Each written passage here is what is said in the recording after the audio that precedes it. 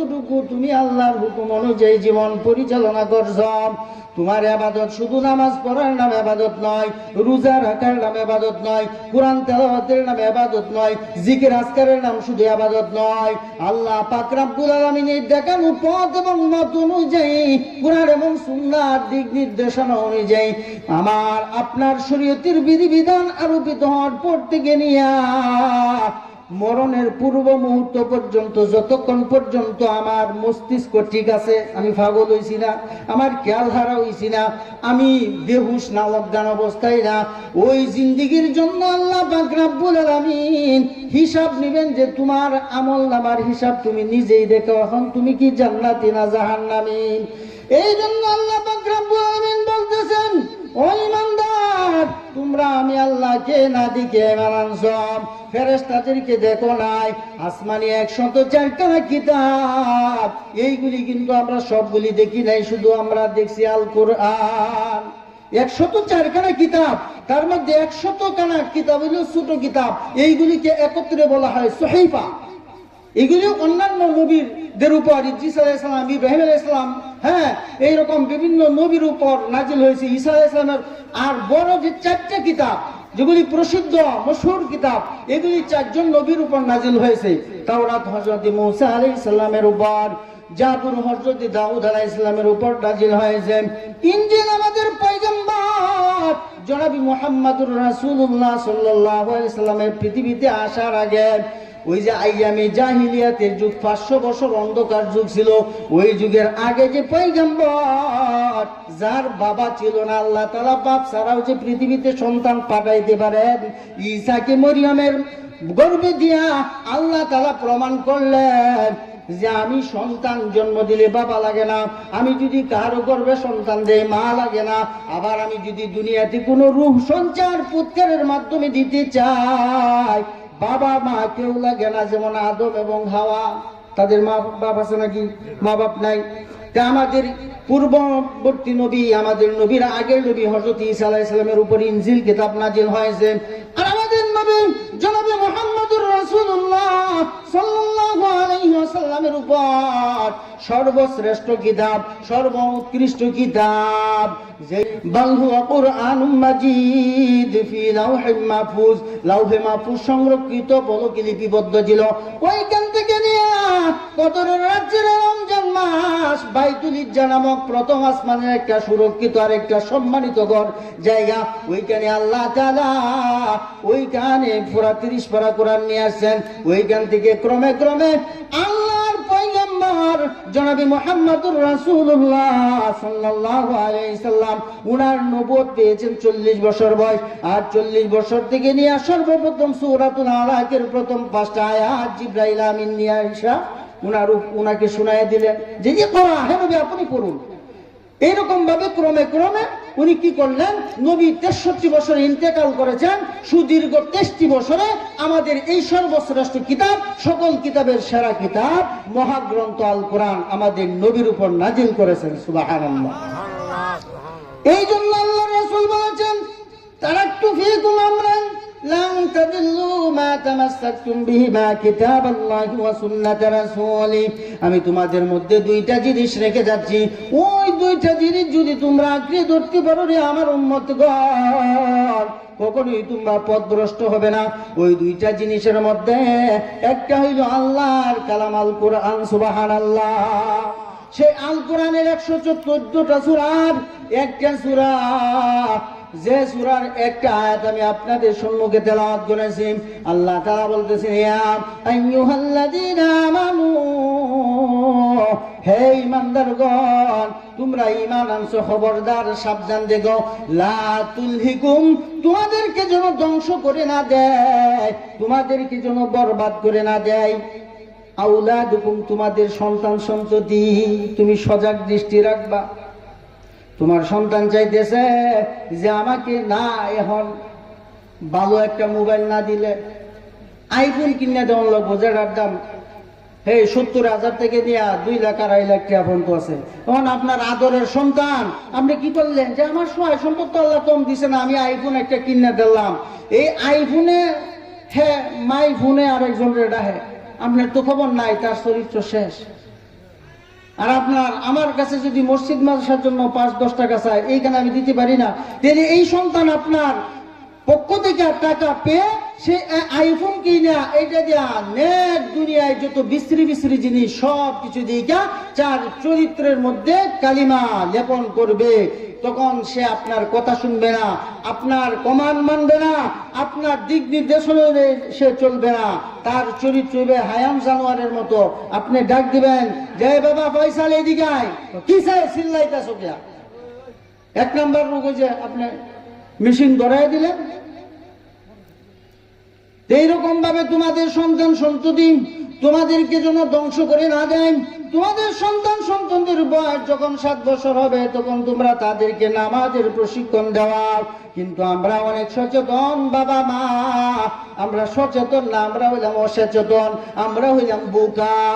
কারণ আমরা কি করি, তাদেরকে ড্যান্সার বানাই, আমরা তাদেরকে গায়ক বানাই, আমরা তাদেরকে সিঙ্গার বানাই, আমরা তাদেরকে জিমে পাঠাই, আমরা তাদেরকে দুনিয়ার যত গুনাহ, দুনিয়ার মান সম্মান কামাই করব, কিন্তু পরকালে সে কিছু পাবে না। এই জায়গার মধ্যে আমরা নিয়ে দেই যে আমার ছেলেটা বিটিভিতে চান্স পাইবো, আমার ছেলেটা মাছরাঙ্গা টেলিভিশনে চান্স পাইবো, আমার ছেলে মেয়েটা চিত্র জগতে চান্স পাইবো, আমার ছেলেটা বড় একজন ফিলিয়ার হবো। ফিলিয়ার, হ্যাঁ, যখন হবো ফিলিয়ার, আপনার বাড়ি যা শাল সম্পদ আছে সব করবো ক্লিয়ার।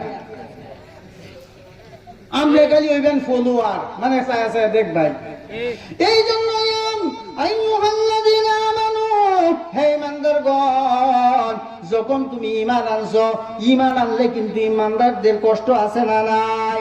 ঈমান আনলেই কষ্ট। আপনি নামাজ পড়বে, অন্য লোক আপনাকে বর্তসনা করবে, তিরস্কার করবে, হ্যাঁ একটা নামাজই হইছে, কি একটা মুসল্লি হয়ে গেছে। এই জন্য নামাজ ছেড়ে দেওয়া যাবে না। আপনি তাবলিগে যাবেন, আরেকজন লোক বলবে সে একজন জামাতি হয়েছে, কি জামাতি হয়েছে, ফুটলালে 2 দিন ঘটনা জায়গা। মানে নানান ভাবে শয়তান কি করবে, ওই মানুষ রূপী শয়তান। শয়তান 2 ধরনের, একটা হইল মানুষ শয়তান, আর একটা হইল জিন খবিশ শয়তান।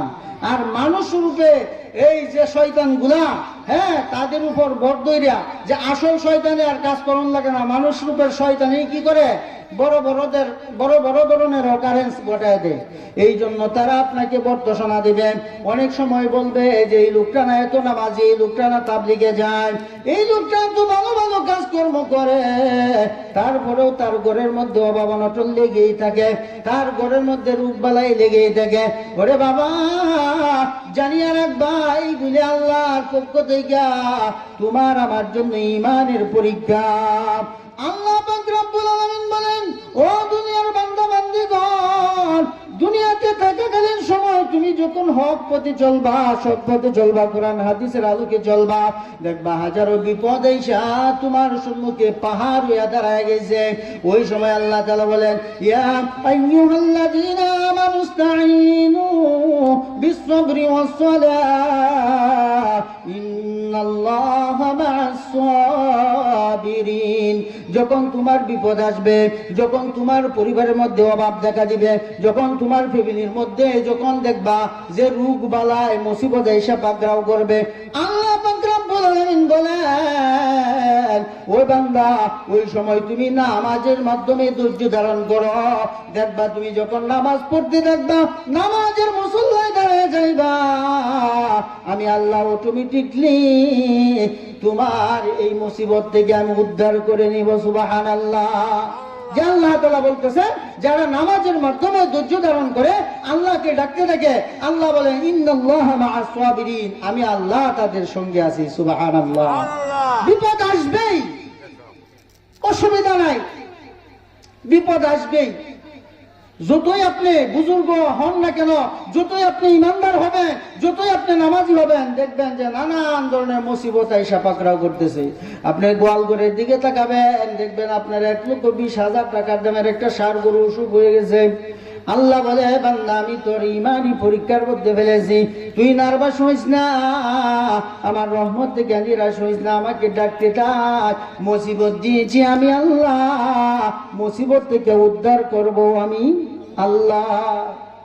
কিন্তু মাঝখানে একটু সাময়িক ভোগান্তি দিব, যে আমরা কি নার্ভাস হয়ে যাই কিনা। অনেক মানুষ হায় হায় আর কত, এই যে আল্লাহরে এত টাকা ডাকলাম, এত নামাজ পড়লাম, এত দান সদকা করলাম, আমার কে তো দান দিয়ে হইতেই আগে এই সরকার আমাদের সাথে এক মন দান দেয়, এই পুকুরবার মসজিদে যায় 10 সের দান দেয়, তারপরে হেবেরির আব্দুল কুদ্দুসের কে তো হয় জীবনে এক মুষ্টি চাউল দেনা, হের কে তো দান হয়েছে 10 মন করে কাটাতে, আর আমার কে তো 7 মন, আমি মসজিদে দেয়া আল্লাহ কি। ভাইরা আমার, বন্ধুরা আমার, এরকম আকীদা নেওয়া যাবে না। আপনার ফসল যে দুনিয়ার ফসল ফলানির ক্ষেত্রে যে কম হইল, বরকত আপনি মনে করতেছেন কম না, যেগুলি কমতি হয়েছে এইগুলি আল্লাহ পাক রব্বুল আলামিন, আপনার যত সম্পদ কম হবে ততই আপনার হিসাব কম, তাদের আগে আপনি হিসাব কিতাব দিয়া বেহেশতে চলে যাবেন। সুবহানাল্লাহ।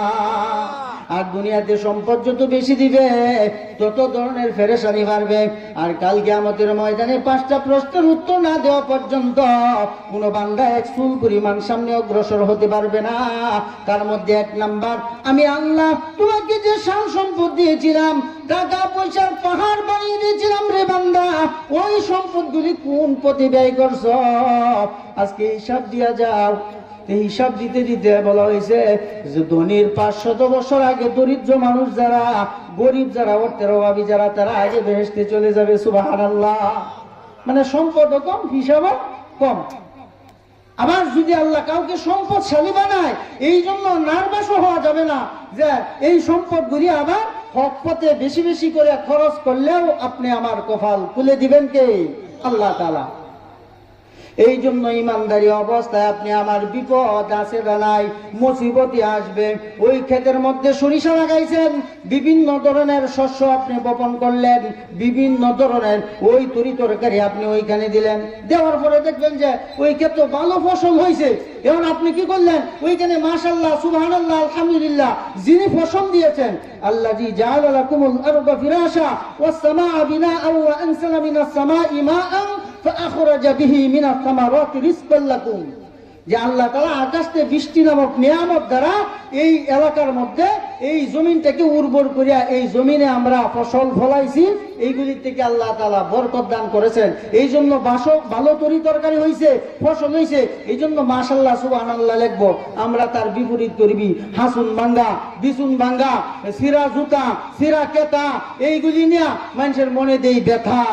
আল্লাহ বলবে, বান্দা দুনিয়াতে থেকে আয় পরজগতে, এই যে শিরকি কাম, বিদআতি কাম, এইগুলি তোকে তোর ফসল রক্ষা করতে পারবি না। আল্লাহর হুকুম মানুষ না, তুই এখানে যে আল্লাহ ফসল দিয়েছে সেই আল্লাহর নাম লিখতে, যে সুবহানাল্লাহ অথবা মাশাআল্লাহ, আল্লাহর ইচ্ছাই ফসল আমার ফলছে, আল্লাহ বরকত দিছে। হ্যাঁ, এইগুলি করতে। এই জন্য ইমানদার আমরা যারা পরহেজগার মুত্তাকি, নামাজ পড়ি, রোজা রাখি, আমাদের বিপদ আপদ আসবে, এই বিপদগুলির মোকাবিলা করার জন্য আল্লাহর উপর তাওয়াক্কুল এবং ভরসা নিতে হবে।